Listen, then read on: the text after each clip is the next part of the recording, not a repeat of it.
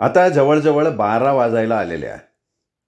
पोटात भुकेची जाणीव झालेली म्हणून थोडाफार नाश्ता करायचं ठरवलं. जवळच साधंसुधं हॉटेल दिसलं. तिथंच मेदूवडा सांबार खाल्ला. नानाचा उपवास, त्यामुळे त्यांनी पेढे खाल्ले आणि आम्ही म्युझियम पाहायला निघालो. प्रवेश फी भरली, तिकीटं घेतली. आत प्रवेश केला. फार मस्त वाटलं. शांत वातावरण, थंड हवा, आजूबाजूला हिरवीगार झाडं, बाग बगीचा. समोरच म्युझियमची जुन्या बांधणीची इमारत. आसपास बसण्यासाठी फिरण्यासाठी मस्त सुविधा. शेजारीच प्राणी संग्रहालय. म्युझियम पाहायला गेलो. आत तिथे राजा महाराजांच्या काळातल्या वस्तू, हत्यारं, कपडे, लेख, शिला, पुतळे अशा अनेकविध वस्तू व्यवस्थित जतन करून ठेवलेल्या. त्यांची माहिती हिंदी आणि इंग्लिशमध्ये लिहिलेली. तिथं हिंडत फिरत सगळं बघितलं, मनाच्या कोपऱ्यात साठवून ठेवलं. प्राणी संग्रहालय पाहिलं. तिथे जिराफ, हत्ती, पांढरे वाघ, सिंह असे अनेकविध प्राणी पाहिले. असं पाहता करता 2 तास कधी गेले समजलं नाही. तिथलं उरकून झाल्यावर आम्हाला आता पद्मनाभ मंदिर पाहायचं होतं म्हणून चौकीवाल्याकडे चौकशी केली. त्यांनी लगेच सांगितलं की ऑटोनं जावा, 10-15 मिनिटात पोचाल. मग रिक्षा पकडली. 12 रुपयात मंदिराजवळ आणून सोडलं त्यांनी. अरे बाप रे! अरे काय ते मंदिर, काय ती शिखराची उंची, सुटसुटीत आवार, भारदस्त प्रवेशद्वार, एक नंबर वाटलं मंदिर. तिथं चौकशी करता तिथली पद्धत कळली. तिथं प्रत्येकाला एक लॉकर भाड्यानं घ्यावं लागतं. आपलं सगळं सामान, अंगावरचे कपडे लॉकरमध्ये ठेवायला लागतात. त्यानंतर जवळ पाण्याचे नळ आहेत. तिथं आंघोळ करून ओल्या वस्त्रानिशी त्यांच्या पुजाऱ्याकडं जायचं. तो त्यांच्याकडचं वस्त्र आपल्याला धोतर वजा नेसवतो. त्याच वस्त्रावर आत प्रवेश मिळतो. आतमध्ये गेल्यावर ना फूल ना फळ काही न्यायचं नाही. यथावकाश आपल्या मनानं दानपेटीत दान टाकायचं. पद्मनाभ स्वामी म्हणजे निद्रिस्त विष्णूची निळसर मूर्ती, डोळे दिपवणारी मूर्ती.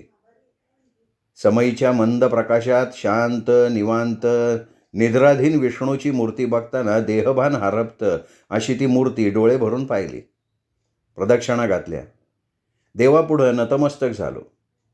तिथून बाहेर येऊ वाटतच नव्हतं, पण तिथं जास्त वेळ थांबू देत नव्हते. बाहेर आलो, मंदिराच्या आवारात फिरलो. शिखराचं कोरीव नक्षीकाम न्याहाळलं. काय ती कोरीव कला, अविश्वसनीय कामगिरी. ती कामगिरी मन भरून पाहिली. तिथलं सर्व उरकून तिथून जवळच राजा रवी वर्मा यांचं पेंटिंगचं म्युझियम आहे असं समजताच कुठला दम निघायला. तातडीने त्या म्युझियमला पोचलो.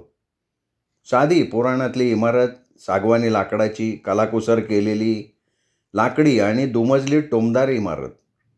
तिकीट काढून प्रवेश केला. नयनरम्य मनोहारी चित्रकारी पाहत राहावी, नजर हटत नव्हती चित्रांवरनं. अहो काय एक एक चित्र, शब्दात वर्णन नाही करता येणार अशी चित्र पाहायला लावली. एक एक चित्र लाखो करोडोचं. अमूल्य अशी रंगसंगती. चित्रातले भास आभास बघून दंग झालो. एक चित्र तर असं का आपण जिकडं जावं त्या बाजूला त्याची दिशा बदलते. त्याची नजर फिरते, पादत्राणं वळतात. रंगसंगतीचा मेळ बसवला होता. आम्हाला वाटलं होतं 10-15 मिनिटात बघून होतील, पण तब्बल 1.5 तास लागला. तिथून बाहेर पडता पडता 3:30 वाजले. जवळपास आणखीन 2 मंदिरं बघितली आणि परत बस स्टँडवर आलो. आता कुठं जायचं? तर कोहलम बीचवर जायचं होतं. चौकशी अंती पर्यटन मंडळाची एक बस मिळाली. त्या बसमार्फत कोहलम बीचवर जायला निघालो. हसत खेळत गप्पा मारत साधारण 5-5:30ला कोहलम बीच स्टँडवर आम्ही उतरलो. इकडं तिकडं बघितलं तर सगळीकडे पर्यटकांच्या बसेस गाड्या पार्क केलेल्या दिसत होत्या. आजूबाजूला हॉटेल, स्टॉल, इतर दुकानं दिसत होती. काही लोकांची वर्दळ जाणवत होती, पण आपल्याला नेमकं कुठं जायचं आहे हे समजत नव्हतं आणि आम्ही तिघं गेलो गडबडून. कावऱ्या बावऱ्या नजरेनं इकडं तिकडं पाण्यात 5-10 मिनटं गेल्यावर जवळ एक वॉचमन फिरत होता. त्याला विचारल्यावर त्याने आम्हाला कसं जायचं ते समजून सांगितलं. एका ठिकाणावरनं वळणाच्या रस्त्यानं चालत चालत 10 मिनिटांनी एका वळणावरनं वळलो तर समोर अथांग समुद्राचं दर्शन घडलं. काय सांगू, माझ्या आजपर्यंतच्या आयुष्यात पहिल्यांदा समुद्र बघत होतो, त्यामुळं मला झालं बावरल्यागत. जिथपर्यंत नजर जाते तिथपर्यंत पाणीच पाणी. नजरेच्या टप्प्याबाहेर विशाल पाण्याचा पसारा, अथांग सागराचं पहिल्यांदा दर्शन झालं आणि आपोआप माझे दोन्ही हात तोंडावर आले. मलाच भान राहिलं नाही. अशा या समुद्र किनाऱ्यावर म्हणजे बीचवर आम्ही तिघं आलो. कोहलम बीच असं याचं नाव. अनेक पर्यटक तिथे दिसत होते. जीवनाचा आनंद लुटत होते. कोणी रेतीमध्ये बॉल फेकाफेकी खेळत होतं, कोणी रंगीबेरंगी चक्र झेलाझेली खेळत होतं, कोणी फोटो सेशन करत होतं, कोणी पळापळी करत होतं. काहीजण नारळ पाणी पित होते, काहीजण इडली वडा खाण्यात दंग होते, काहीजण पोहण्यात दंग होते, तर काही जणांना आपल्या कपड्याचंही भान राहिलेलं नव्हतं. प्रत्येकजण आपल्या आपल्यात दंग झालेला, गर्क झालेला. अशा वातावरणात सूर्य पश्चिमेकडं मावळतीला झुकलेला. वातावरणात सगळीकडे आनंदी आनंद. अशा या आनंदी वातावरणात आम्ही तिघं तिथं पोचलो. काही वेळ इकडं तिकडं पाहण्यात गेल्यावर आम्ही तिघं बीचवर जिकडं थोडं गर्दी कमी आहे अशा साईडला आलो. सगळं सामान तिथं ठेवलं. कपडे उतरवले. तिघं समुद्रात उतरलो. अंडरवेअर बनियनवर समुद्रात पोहायला मजा वाटत होती. भल्या मोठ्या लाटा येत होत्या. फेसाळलेला समुद्र बघत आणि लाट आली की खाली वाकून लाट वरून जाऊ द्यायची अशा रीतीने थोडा वेळ पोहण्यात घालवला. थोडं फोटो काढले आठवणीकरता. अशा रीतीने धमाल करून झाल्यावर तिघांनी कपडे चढवले आणि किनाऱ्याकडे निघालो. तिथंच एका ठिकाणी नारळ पाणी प्यायलो, इडली खाल्ली, मेदूवडे खाल्ले, पोटाची तृप्ती होईपर्यंत. सूर्य मावळायला निघाला होता. तिथंच आणखीन फोटो काढल्यावर तिथून काढता पाय घेतला. दिवस मावळण्याच्या आणि अंधार पडण्याच्या आधी त्रिवेंद्रमला जायचं होतं म्हणून तिथून पटकन निघालो. त्रिवेंद्रमला आलो. तिथं आल्यावर चौकशी अंती समजलं की आता कन्याकुमारीला जायला सकाळपर्यंत सोयच नाही, परंतु नागरकॉईलपर्यंत रेल्वे मिळू शकते. म्हणून बसस्टँडवरनं रेल्वे स्टेशनकडे आलो. तिथं समजलं की रेल्वे फलाटाला लागली आहे आणि लवकर सुटणार आहे. आम्ही तिघं आपापल्या बॅगा सावरत लगबगीनं जिथं रेल्वे लागली तिथं पोचलो. मोकळी जागा बघितली, डब्यात चढलो. हास्य हुश्य करत जवळच्या बॅगा व्यवस्थित ठेवत आम्ही तिघं सीटवर बसलो तेव्हा त्रिवेंद्रम शहराच्या लाईट्स मागे मागे चाललेल्या होत्या आणि आम्हाला मात्र डोळ्यासमोर कन्याकुमारी दिसत होती आणि त्या दृष्टीनं आम्ही नागरकोइल जवळ करत होतो. नागरकोइल स्टेशनवर आम्ही रात्री 9-9:30 वाजता उतरलो. तिथं उतरल्यावर आम्हाला समजलं सकाळी 9पर्यंत रेल्वे नाही मिळणार कन्याकुमारीला जायला. आमच्यासारखे बरेच जण कन्याकुमारीला जाणारे सहप्रवासी होते. सर्वांनी मिळून विचारपूस केली असता समजलं की गावातून बसस्टँडवर रात्री 11 वाजता एक टुरिस्ट बस रोज जाते, पण थोडंसं चालायला लागणार होतं. सर्वांचं एकमत झालं. आपापलं सामान घेतलं आणि रात्रीच्या अंधारात चाचपडत दडपडत सगळेजण गावाच्या दिशेने निघालो. तिथले 2-3 जण जाणारे होते, त्यांच्याबरोबर निघालो. आम्हाला वाटलं 5-10 मिनिटात पोचू, पण कसलं काय, चालतोय कंटाळा आला. जवळजवळ पाऊण तास चालल्यावर गाव दिसलं, लाईटी दिसल्या. बस स्टँड येता करता 11 वाजल्या होत्या. बसचा टाईम होत आला होता. इतक्या रात्री कुठं चहा नाही, पाणी नाही. तशीच बसची वाट बघत आम्ही 25-1 जण थांबलो. थोड्या वेळानं बस आली. लगबगीनं आम्ही सगळे बसमध्ये बसलो. तशी लगेच बस चालू झाली. जवळजवळ 1.5 तासाच्या प्रवासाने रात्री 12:30-1च्या दरम्यान कन्याकुमारीला पोचलो. पोटात भुकेचा डोंब उसळलेला होता. डोळ्यावर झापड आली होती. त्यात नानाचा शनिवारचा उपवास. फार भुका लागल्या होत्या. पण सगळ्यात आधी लॉज बुक करणं गरजेचं होतं. बसमधनं उतरलो. तिथं अनेक जण लॉज पाहिजे का असं विचारत होते. त्यातल्याच एकाला पकडून साहेबांनी त्याला पटवलं.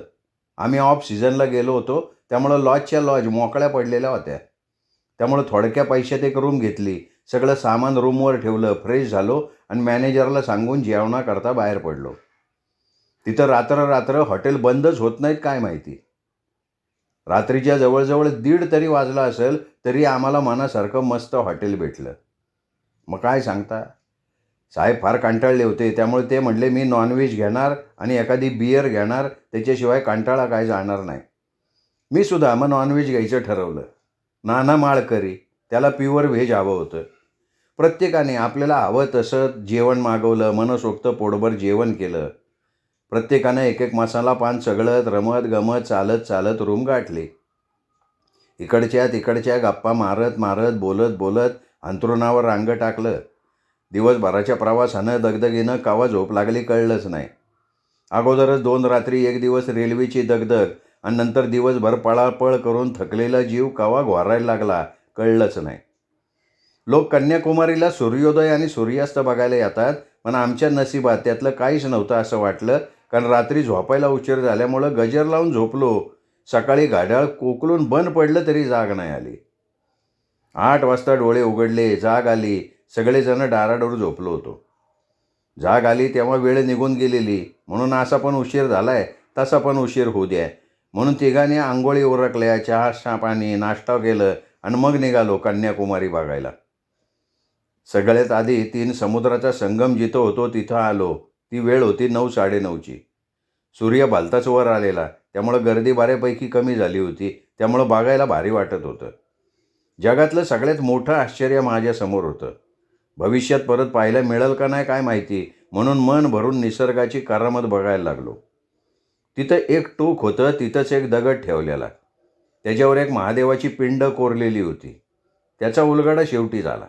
अगोदर काहीच माहिती नाही, त्यामुळे त्या दगडावर उभं राहून समोर बघितलं तर हिंदी महासागराचं काळंशार पाणी, डाव्या अंगाला बंगालचा उपसागर, त्याचं ते लालसर रंगाचं पाणी आणि उजव्या हाताला अरबी समुद्र, त्याचं काचेसारखं चकचकीत पाणी, असे तिन्ही प्रकार डोळ्यासमोर दिसतात. तिन्ही समुद्राच्या वेगवेगळ्या लाटा किनाऱ्यावरून आपटतात. नजर जिथपर्यंत जाईल तिथं त्याच्याही पलीकडं अथांग सागर पसरलेला दिसतोय.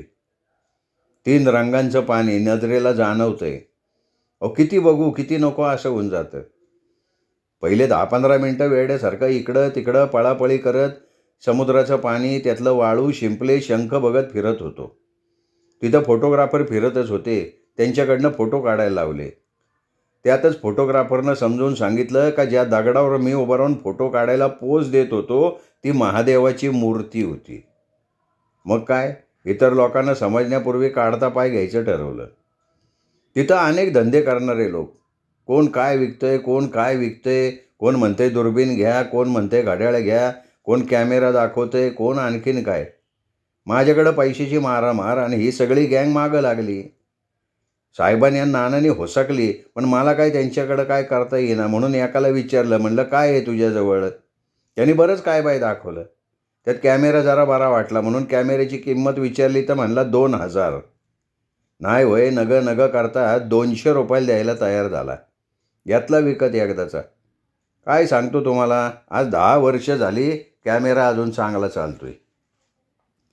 बीचवर फिरून झाल्यावर गांधीजींच्या स्मारकाकडं पोहोचलो. काय ती वास्तू, बघतच राहिलो. नावाप्रमाणे वास्तू उभारली होती. वास्तू बघताच आपोआप माणूस नतमस्तक होतोय. तिथं अर्धा तास फिरून झाल्यावर कन्याकुमारी मंदिराकडं आलो. तिथं थोडीफार गर्दी होती, त्यामुळे तिथं लाईनीला लागलो. अर्धा तास वाट बघितल्यानंतर दर्शनाची बारी आली. 1.5-2 फुटाचीच पण आकर्षक अशी काळ्या पाषाणाची दगडी मूर्ती इतकी भावली का मन हर्षभरीतच झालं. ज्याच्या नावावरनं त्या गावाला नाव पडलं अशी ती कन्याकुमारीची मूर्ती बघितली.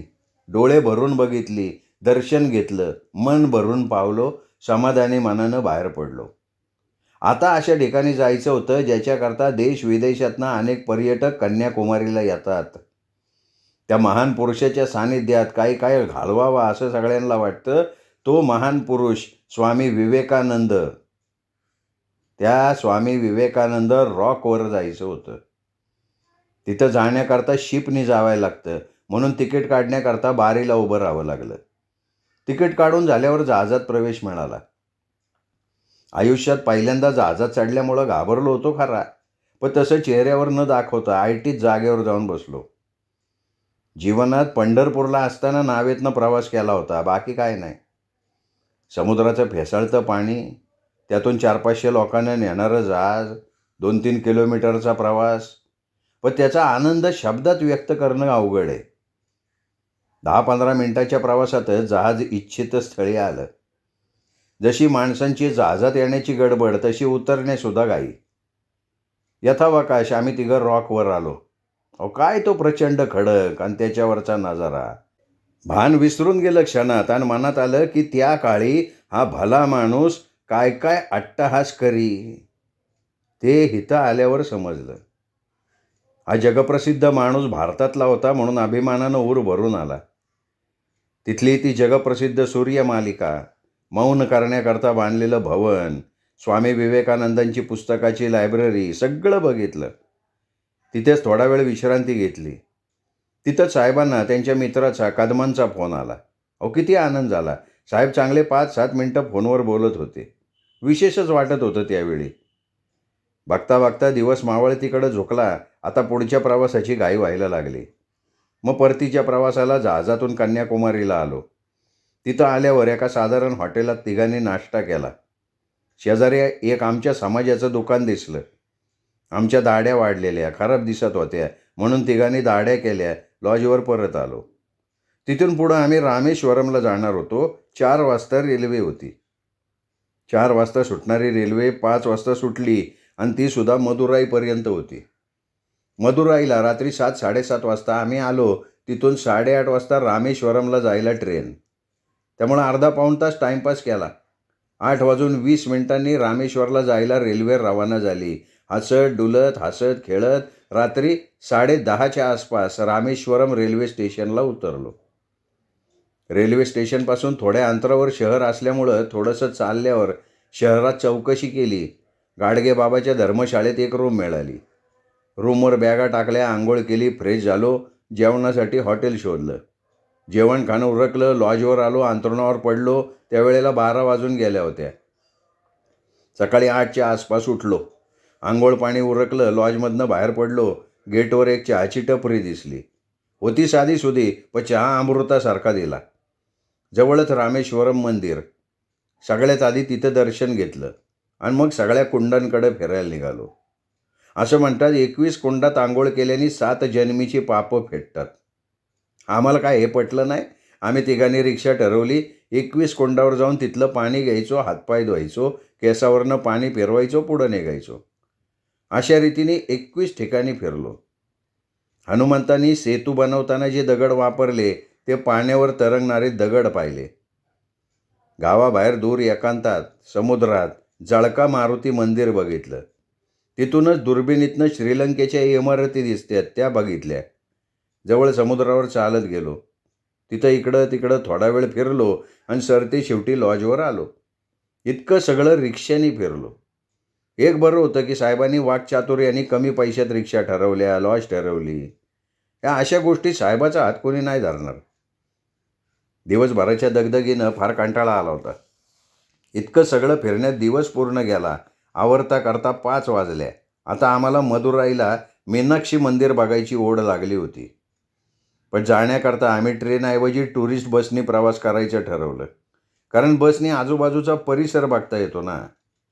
2-4 ठिकाणी चौकशी केल्यावर आम्हाला एका ट्रॅव्हलिंग बसमध्ये 3 सीट मिळाल्या आणि जाता जाता रामेश्वरम मंदिराला रामराम केला. दुरून उंच शिखराला कोपरापासून नमस्कार केला आणि बस मात्र मदुराईच्या दिशेनं आगेकूच करायला लागली. मदुराईला त्या टुरिस्ट बसमधनं आम्ही तिघं उतरलो तेव्हा दिवस मावळला होता. आम्हाला मीनाक्षी मंदिर बघायची घाई झाली होती. त्यामुळं आपापल्या बॅगा सांभाळत घाईघाईत ऑटोमध्ये बसलो आणि मीनाक्षी मंदिराकडं आलो. काय ते भव्य आणि दिव्य मंदिर, आपल्या विचारापलीकडं. मंदिराजवळून शिखराचा कळस बघायचं म्हटलं ना तर डोक्यावरची टोपी खाली पडेल एवढा मोठा पसारा. तिथं अनेक मंदिरं बघता बघता 1-2 तास कसे जातात समजत नाही. नवा माणूस हमखास गोंधळणार. कारण सगळी मंदिरं सारखीच देखणी आणि रस्ते, खांब, कलाकुसर हे सगळं बघता बघता देहभान हरपून जायला होतो. समजतच नाही आपण आलो कुठल्या दारातनं आणि चाललो कुठं. भारतातलं सगळ्यात भव्य, दिव्य, देखणं आणि पाहण्यासारखं असं कुठलं मंदिर असेल ना तर ते मंदिर म्हणजे मीनाक्षी मंदिर. चिक्कार गर्दी होती.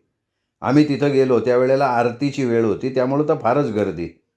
ढोल, ताशे, नगारे वाजत होते. जाड्या भारड्या आवाजात मोठमोठ्यानं आरतीचे सूर आळवले जात होते. 15-20 मिनटं आरती चालली. त्यानंतर मंदिर दर्शनासाठी खुलं झालं. हळूहळू मुंगीच्या पावलाने बारी पुढं सरकत होती. एकदाची आमची दर्शनाची वेळ आली. मंद समईच्या प्रकाशात, शांत वातावरणात मीनाक्षी देवी डोळ्यात साठवून घेतली. मनोभावे हात जोडले. इथपर्यंत आल्याचं सार्थक झालं असं वाटलं. मनाजोगतं दर्शन झालं. त्यानंतर आजूबाजूचा परिसर बघितला. सर्व मंदिरं, शिखरं, कलाकुसर, नक्षीकाम किती बघू आणि किती नाही असं झालं होतं. बघता बघता अंधार कधी पडला कळलंच नाही. तिथून काढता पाय घेतला, बाहेर आलो. तिथं फोटो, प्रतिमा, मूर्ती, प्रसाद, बरीच दुकानं होती. त्यातलंच एक बऱ्यापैकी दुकान बघून तिघांनी जे जे हवं ते खरेदी केलं. पैसे देण्याकरता खिशात हात घातला तर काय, पाकीट गायब झालं. काय करावं समजेना, गडबडलो. सगळे खिसे चाचपले, उपयोग काय? रामेश्वरमला पाकीट काढून काहीतरी घेतलं आणि पाकीट परत खिशात ठेवलं, ते परत बघितलंच नव्हतं. पाकिटात चाव्या, लायसन, ओळखपत्र, 300-400 होते.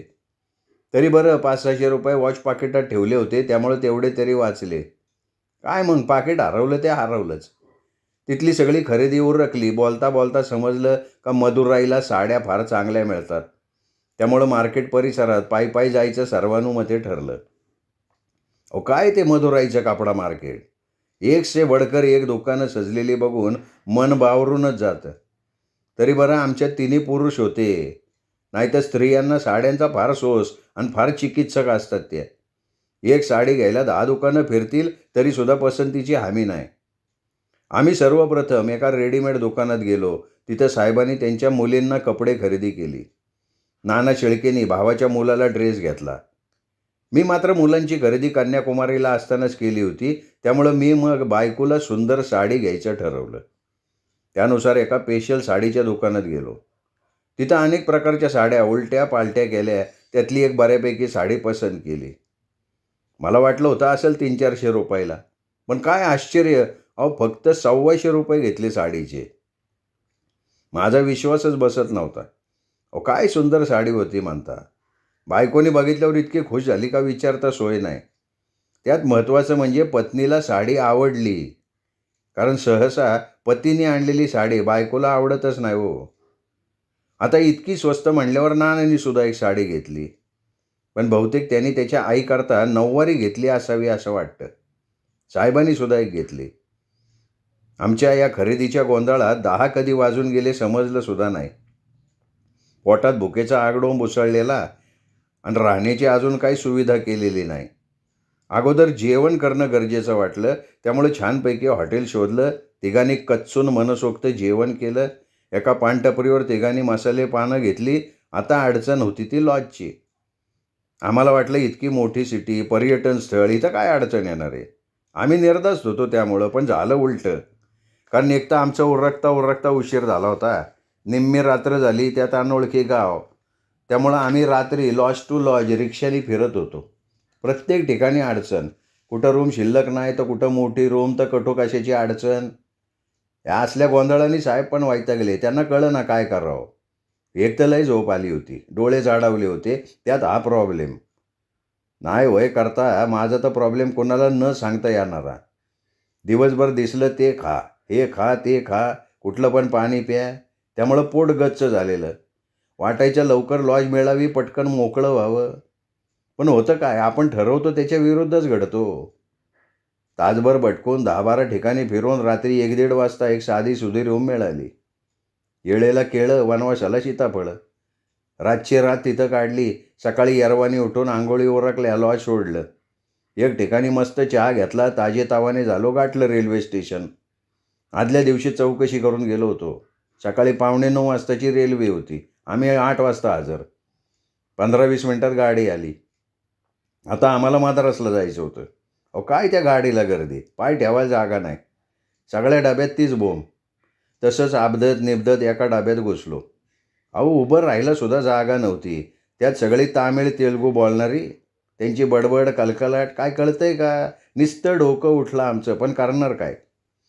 तसं संडासच्या दरवाजाच्या मधल्या पॅसेजमध्ये थोडीशी जागा झाली, तिथंच उभे राहिलो. जवळच्या बॅगा रेल्वेच्या लगेजच्या जाळीवर ठेवल्या. तिघं गप्पा मारत, बाहेर डोकावत, कुणाचं काय चाललंय बघत टाईमपास करायला लागलो. मदुराईवरनं 8:45 वाजता निघालेली रेल्वे मद्रासला साधारण 12-12:30च्या दरम्यान पोचली. उभ्या आयुष्यातला सगळ्यात वाईट प्रवास.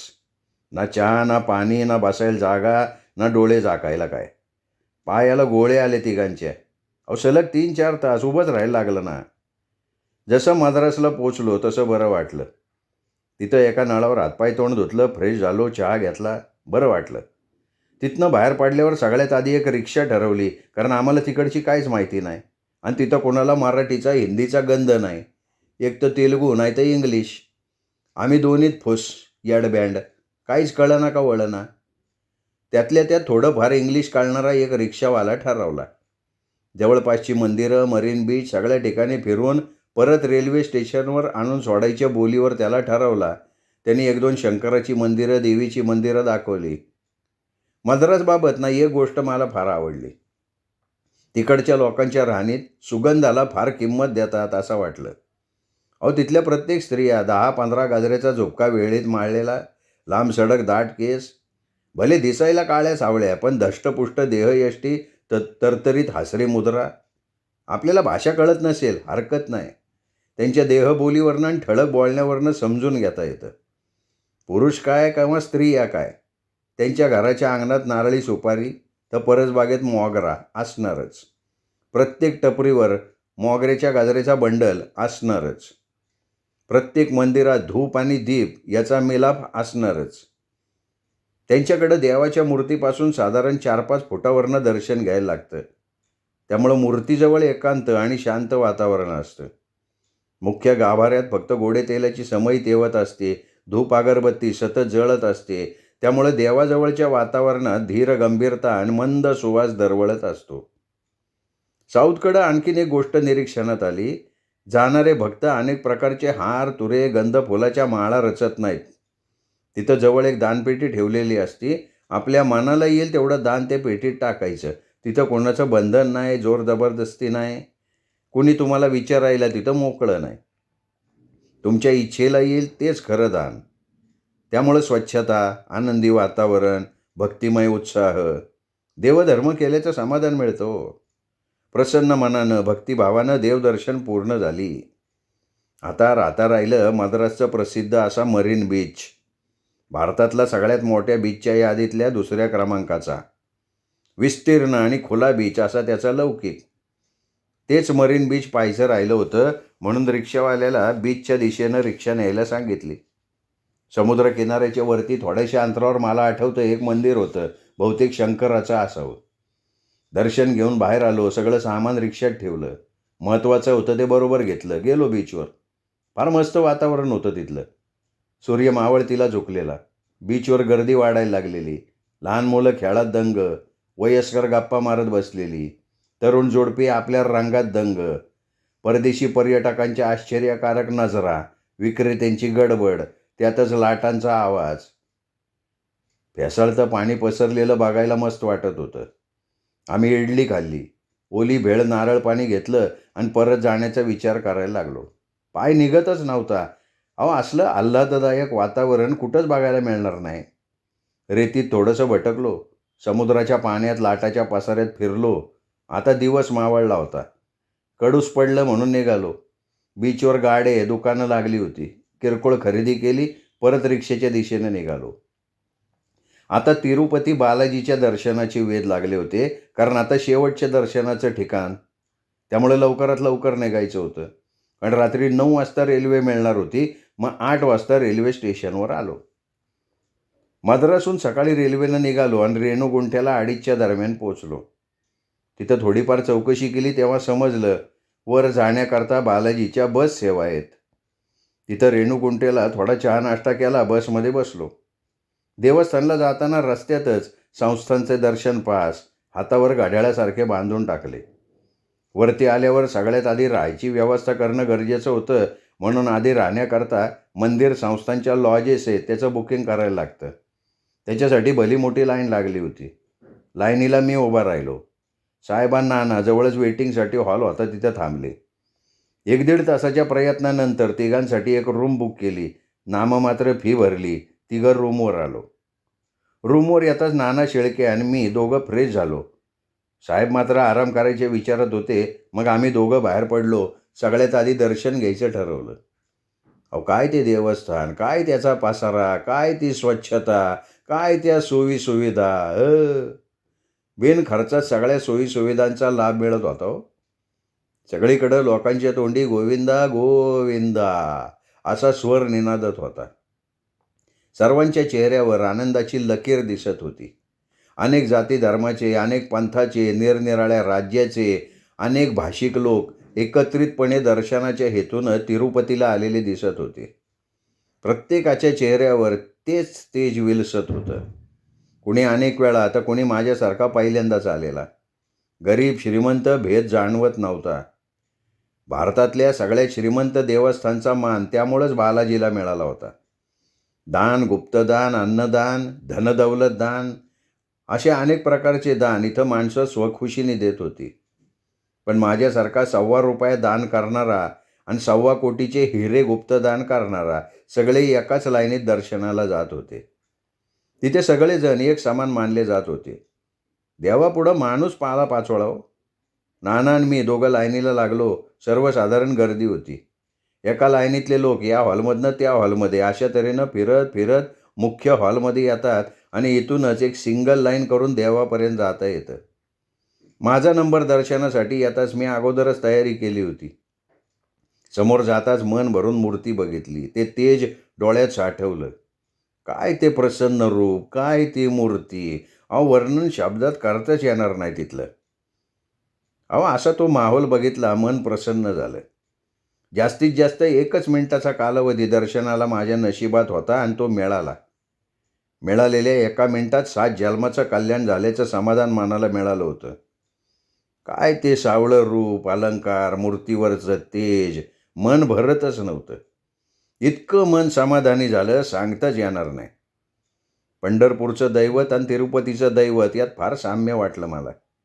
कारण इथल्यासारखी दर्शन सुखाची गोडी पंढरपूरला मिळाल्याची आठवण. ती आठवण मला आली आणि मी धन्य झालो की मी त्या विठुरायाच्या पावन नगरीत जन्मलो. मला मानसिक समाधान मिळालं त्याचं.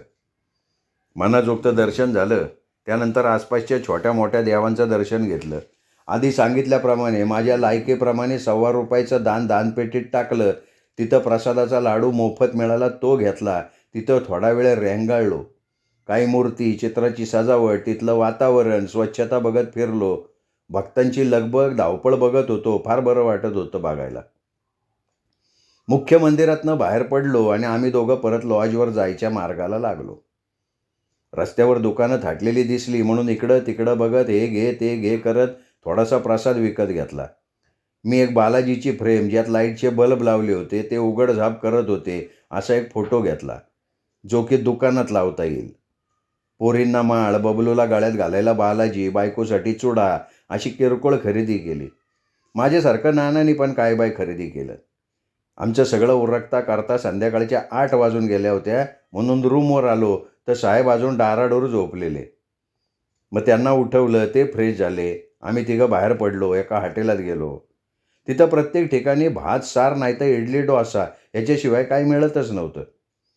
मग एका हॉटेलात भातसार खाल्ला. तशी डोळ्यावर यायला लागली झोप. साहेबाची मस्त झोप झाली होती. ते फ्रेश झाले होते. आता ते दर्शनाला जाणार होते. त्यांच्याबरोबर नानासुद्धा परत गेला.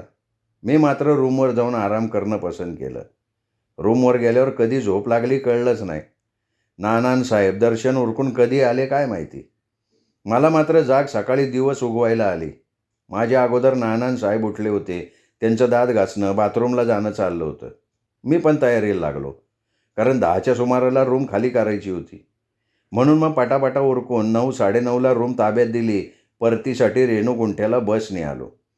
तिथं एक बरं झालं, आम्हाला रिझर्वेशन मिळालं, ते सुद्धा 12:30च्या ट्रेनचं.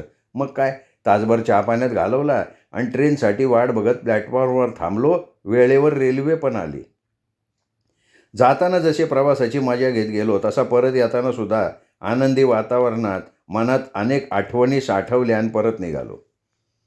काय माहिती पण जाताना मनात एक प्रकारची हुरहुर लागून राहिली होती.